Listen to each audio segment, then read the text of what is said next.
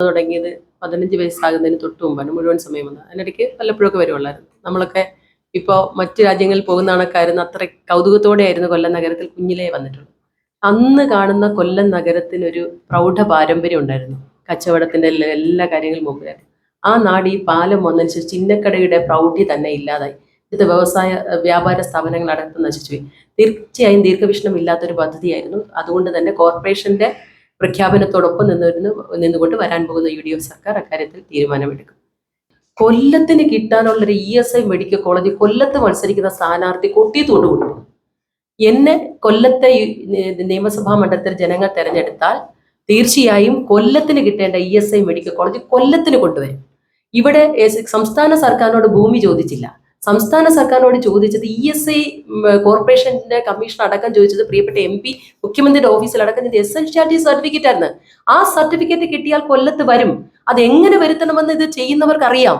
അതിനുവേണ്ട സ്ഥലം കണ്ടെത്താൻ കഴിയും. സർക്കാരിന് ആവശ്യമായ സ്ഥലങ്ങളുണ്ട്. എല്ലാ സാധ്യതകളും പരിശോധിച്ച് കൊല്ലത്തിന് കിട്ടാനെന്ന കൊല്ലത്തെ പാവപ്പെട്ട കശുവണ്ടി തൊഴിലാളികളും ഇവിടെ ഈ ടെക്സ്റ്റൈൽ ഷോപ്പിലടക്കം ജോലി ചെയ്യുന്ന ESI ആനുകൂല്യ തൊഴിലാളികളുടെ കുഞ്ഞുങ്ങൾക്ക് പഠിക്കാൻ സൗജന്യ സർക്കാർ ഫീസിൽ പഠിക്കാനുള്ള അവസരം ഇല്ലാതാക്കി. 1, 2, 10 പേർക്ക് ഈ 10 വർഷത്തിനുള്ളിൽ അവസരം ഉണ്ടാക്കി കൊടുത്ത് എന്ന് മേനി പറയുന്നവർ ആയിരക്കണക്കിന് കുഞ്ഞുങ്ങൾക്ക് പഠിക്കാനുള്ള അവസരം ഇല്ലാതാക്കിയാണ് ജനങ്ങളുടെ മുന്നിൽ വരുന്നത്. അതിനെതിരെയുള്ള പ്രതിഷേധം ഇവിടെ പറയുന്നു. രണ്ടാമതായി പറയുവാൻ ആഗ്രഹിക്കുന്നത്, ഇവിടെ ഈ നാട് 20 വർഷം കൊല്ലം നിയമസഭാ മണ്ഡലത്തിൽ LDFന്റെ ജനപ്രതിനിധിയെ ജയിച്ചത്. അവരാണ് ഭരിച്ചത്. അതിൽ 10 വർഷം 15 വർഷം അവരുടെ സർക്കാരായിരുന്നു. എന്നിട്ട് ഈ നാടിന് വേണ്ടി ഒന്നും ചെയ്യാതെ ഇനി ഞങ്ങൾക്ക് അവസരം തന്നാൽ ചെയ്യാമെന്ന് പറയുന്നത് രാഷ്ട്രീയ കാപട്യമാണ്. കൊല്ലത്തിന്റെ പുരോഗതി മുന്നോട്ട് വയ്ക്കുന്ന ഒരു പദ്ധതിയും പരിപാടിയും നടപ്പിലാക്കാൻ LDFന് കഴിഞ്ഞിട്ടില്ല. അതുകൊണ്ട് തന്നെ UDFന് ഒരു അവസരം ലഭിച്ചാൽ തീർച്ചയായും സമഗ്രമായ വികസനം നടപ്പിലാക്കും. LDFന്റെ കൊല്ലത്തെ വികസനത്തിന് വേണമെങ്കിൽ വേറെ എങ്ങും പോകണ്ട. KSRTC ബസ് സ്റ്റാൻഡ് മാത്രം പോയാൽ മതി. ഇത്ര പിടിപ്പുകേട് അലങ്കാരമാക്കിയ ഒരു ഭരണ സംവിധാനം ലോകത്തെവിടെയെങ്കിലും ഉണ്ടായിട്ടുണ്ടോ? ഒരു നിസ്സാരപ്പെട്ട ഒരു KSRTC ഡിപ്പോ പരിഷ്കരിക്കാൻ കഴിയാത്തവർ, എന്നിട്ടോ കൊല്ലത്ത് ഞാൻ അടക്കമുള്ള ഈ കൊല്ലം ജില്ലയിലെ പ്രിയപ്പെട്ടവർ പൊതുഗതാഗത സംവിധാനത്തിൽ ഏറ്റവും കൂടുതൽ ആശ്രയിക്കുന്നത്, ഇന്നലകളിൽ പ്രത്യേകിച്ചും കൂടുതൽ ആശ്രയിച്ച് ഞാൻ KSRTC ബസ്സിൽ യാത്ര ചെയ്താണ്, കൊല്ലത്തെ സ്റ്റാൻഡിൽ നിന്ന് യാത്ര ചെയ്താണ് കേരളം മുഴുവൻ വിദ്യാർത്ഥി രാഷ്ട്രീയ കാലഘട്ടം മുതൽ യാത്ര ചെയ്തിട്ടുള്ളത്. അവിടെ DTO ഓഫീസ് അടക്കം എല്ലാ KSRTCയുടെ ഓഫീസുകളും ജില്ലാ തലത്തിലായിരുന്നു.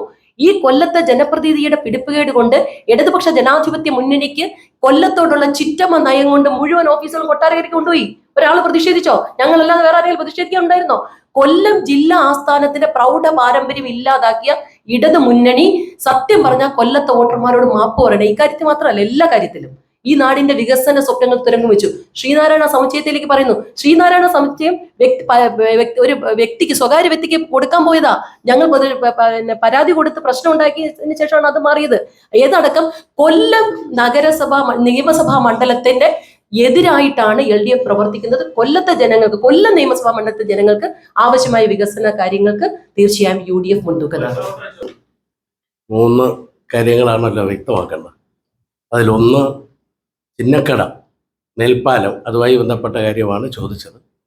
നമ്മുടെ UDF സ്ഥാനാർത്ഥി പറഞ്ഞത് കോർപ്പറേഷൻ പറഞ്ഞ കാര്യം നടപ്പിലാക്കുമെന്നാണ്. ഞാൻ പറയുന്നത്, പട്ടണത്തിൻ്റെ സമഗ്രമായ മുന്നോട്ട് പോക്കിന് എന്തെല്ലാമാണ് വേണ്ടതെന്നതിനെ സംബന്ധിച്ച് കൊല്ലം കോർപ്പറേഷൻ കൗൺസിലിലെ ആളുകളും വ്യാപാരി വ്യവസായികളും എല്ലാ രാഷ്ട്രീയ പാർട്ടികളുടെയും സാമൂഹ്യ സാംസ്കാരിക മേഖലയിലെ വ്യക്തിത്വങ്ങളെയും കൂടി ഇരുത്തി ചർച്ച ചെയ്ത് രൂപം കൊടുക്കുന്ന പ്രോജക്റ്റ് ഏതാണോ അത് കൃത്യതയോടുകൂടി നടപ്പിലാക്കും. അതാണ് അതിനെക്കുറിച്ച് പറയാനുള്ള ഒരു കാര്യം. രണ്ടാമത്, ഈ CV പത്മനാഭൻ സാറിൻ്റെ പേര് കൂടി ചേർത്ത് പറഞ്ഞത് കൊണ്ടാണോ സ്ഥാനാർത്ഥിക്ക് പ്രകോപനം വന്നതെന്ന് എനിക്ക് അറിഞ്ഞുകൂടാ.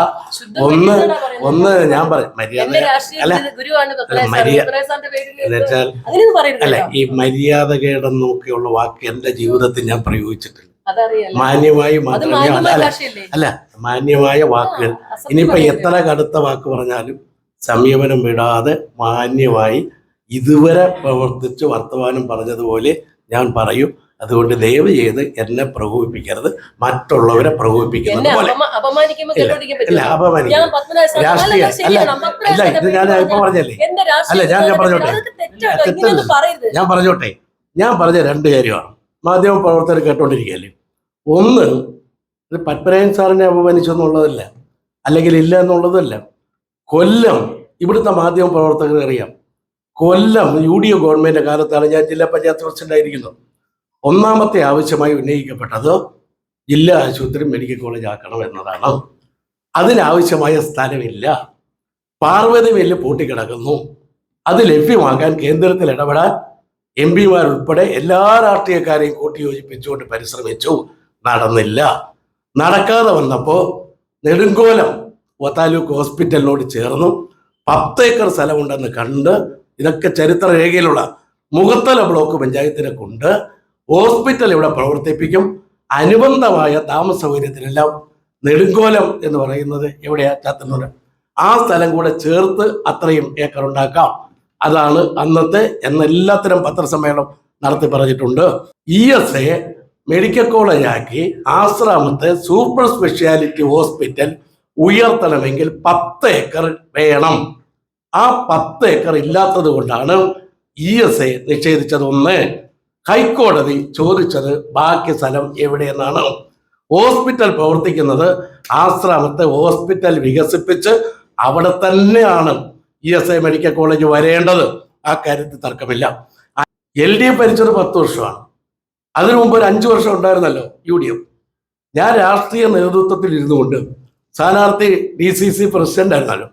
ആ രാഷ്ട്രീയ നേതൃത്വത്തിൽ ഇരുന്നു കൊണ്ട് നയപരമായ തീരുമാനങ്ങൾ ഇടതുപക്ഷത്തെ കൊണ്ട് തക്ഷണം എടുപ്പിക്കാൻ കഴിഞ്ഞത് വഴി ഈ ജില്ലയിൽ ഒട്ടേറെ വികസന കാര്യങ്ങൾ യാഥാർത്ഥ്യമാക്കിയെടുക്കാൻ കഴിഞ്ഞിട്ടുണ്ട്. അതിലൊന്നാണ് KSRTCയുടെ ദയനീയമായ അവസ്ഥയ്ക്ക് പരിഹാരം കാണണമെന്ന്. അതിന് ബഡ്ജറ്റിൽ ഫണ്ട് വെച്ചു, ഫണ്ട് അനുവദിച്ചു.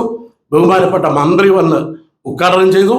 ആ ഉദ്ഘാടന ദിവസത്തിൽ തന്നെ ഞാൻ 2 വണ്ടി ആവശ്യപ്പെട്ടു. അതൊന്ന് അഷ്ടമുടിയിൽ നിന്നും തിരുവനന്തപുരത്തേക്കാണ്, മറ്റൊന്ന് അഞ്ചാലംകോട്ടിൽ നിന്നും രണ്ടാംകുറ്റി വഴി മെഡിക്കൽ കോളേജിലേക്കാണ്. ഇതെല്ലാം നടന്നത് കൊല്ലം മണ്ഡലത്തിലെ ആളുകൾക്ക് വേണ്ടിയിട്ടാണ്.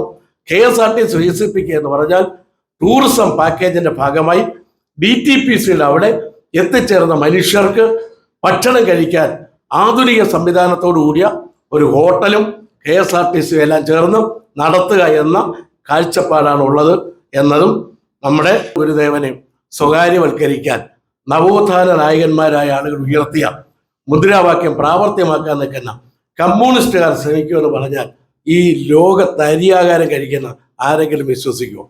അതുകൊണ്ട് ഇങ്ങനെ വില കുറഞ്ഞ കാര്യങ്ങൾ നിലവാരമുള്ള ആളുകൾ ഒരുമിച്ചിരുന്ന് ചർച്ച ചെയ്യുമ്പോൾ ഒഴിവാക്കുന്നതായിരിക്കും നല്ലത് എന്നാണ് ചേർത്ത് പറയുന്നത്. പാരമ്പര്യം നിലനിർത്തിക്കൊണ്ട് വികസനം നടത്തുക എന്നുള്ളതാണ് ഏറ്റവും നല്ലത്. അതുകൊണ്ട് തന്നെ ഈ പാലം ഒരു ശരിക്കും പറഞ്ഞാൽ നമ്മുടെ നാടിന്റെ അഴകിന് മോശം തന്നെയാണ് എന്ന് വ്യക്തമാണ്. രണ്ടാമത്തെ കാര്യം ESA എന്ന് പറയുന്നത്, ഞാൻ ESAയുമായി കുറച്ചു കാലം ബന്ധപ്പെട്ടെന്ന് പറയാൻ, ഒരു മെഡിക്കൽ കോളേജ് ആദ്യം ഉണ്ടായില്ലേ, അത് പാരിപ്പള്ളിയിൽ എവിടെ പോയി? ആ മെഡിക്കൽ കോളേജ് നടത്താൻ ഇത്രയും പൈസ ഇൻവെസ്റ്റ് ചെയ്തിട്ട് അത് കേരള സർക്കാർ ഏറ്റെടുത്തു. അവിടുത്തെ ഇപ്പോഴത്തെ അവസ്ഥ എന്താ? ശോചനീയമാണ്. സത്യം പറഞ്ഞാൽ ഈ കൊല്ലത്ത് എല്ലാ ജില്ലകളിലും മെഡിക്കൽ കോളേജ് ഉണ്ട്. രണ്ടാമതൊരു മെഡിക്കൽ കോളേജ് ഉണ്ടാക്കുക എന്നുള്ളതല്ല. ESAയ്ക്ക് നടത്തണമെങ്കിൽ ആ ESA അത് ഏറ്റെടുത്ത് അവിടെ തന്നെ ഈ സൗകര്യങ്ങൾ ഉണ്ടാക്കുന്നത് എളുപ്പമല്ലേ? നമ്മൾ ഇത്രയും പൈസ ഇൻവെസ്റ്റ് ചെയ്തൊരു സാധനം. അതുകൊണ്ട് നമ്മൾ ഈ കെട്ടിടങ്ങൾ ഉണ്ടാക്കുന്നതിലാണ് എല്ലാവർക്കും താല്പര്യം. പിന്നെ വികസനം എന്ന് പറയുന്നു, ഇതുവരെ ഉണ്ടാക്കിയ വികസനം ആകെ എല്ലാ ഫാക്ടറികളും പൂട്ടാനായിട്ട് ഇവർ മത്സരിച്ച് എല്ലാം പൂട്ടിയിട്ടുണ്ട്. അതുകൊണ്ടാണ് ഇവിടെ ശരിക്കും പറഞ്ഞാൽ കശുവണ്ടിയും കയർ വ്യവസായം പൂട്ടിച്ച് അവർ ജോലി ഇല്ലാതാക്കി. നമ്മൾ പറയും ഇനി ഞങ്ങൾ അത് ചെയ്യാം, ഇത് ചെയ്യാം. നിങ്ങൾക്ക് കിട്ടിയ അവസരങ്ങൾ നിങ്ങൾ ഒരിക്കലും ഉപയോഗിച്ചിട്ടില്ല. സത്യം പറഞ്ഞാൽ വികസനം ഉണ്ടാക്കണമെങ്കിൽ വ്യക്തമായ ധാരണ വേണം, പ്ലാനിങ് വേണം. കെട്ടിടങ്ങൾ ഉണ്ടാക്കുക എന്നുള്ളതാണ് നിങ്ങളുടെ താല്പര്യമെങ്കിൽ എത്രയും വലിയ സമുച്ചയം ESAയുടെ മെഡിക്കൽ കോളേജ് കണ്ടാൽ, അതായത് പാരിപ്പള്ളി മെഡിക്കൽ കോളേജ് കണ്ടാക്കാം. ആ സൗകര്യങ്ങൾ കുറവായതുകൊണ്ടല്ലേ അവിടുന്ന് ആൾക്കാർ ഇറങ്ങി ട്രിവാൻഡ്രത്തേക്ക് പോകുന്നത്. കൊല്ലത്തൊരു നല്ല മെഡിക്കൽ കോളേജ് ആണെങ്കിൽ ആരെങ്കിലും പോകുമോ? കോഴിക്കോട് മെഡിക്കൽ കോളേജിൽ നിന്ന് ആരെങ്കിലും തൃശ്ശൂരേക്ക് പോകുമോ? ഇല്ല. ഉള്ളതിനെ നല്ലതാക്കുന്നതിന് പകരം പുതിയ പുതിയ കെട്ടിടങ്ങളും പുതിയ പുതിയ മെഷീനറിയും ഉണ്ടാക്കിയിട്ട് ഡ്രൈവർ ഇല്ലാതെ വണ്ടി വാങ്ങിച്ചിടും. 250 വണ്ടി, ഒറ്റ ഡ്രൈവറില്ല, പെട്രോളില്ല, കട്ടപ്പുറത്താക്കി നമ്മുടെ നികുതി പണം നശിപ്പിക്കുന്നതിൽ നിങ്ങൾ 2 മുന്നണികളും ഇത്രയും കാലം മത്സരിച്ചു. ഇനിയും മത്സരിക്കൂ, നമ്മൾ അപതാളത്തിലാക്കൂ, കൊല്ലത്തെ ഇല്ലാതാക്കാൻ നിങ്ങൾ ശ്രമിക്കൂ. എനിക്കത് മാത്രമേ പറയാനൂ. മറ്റേ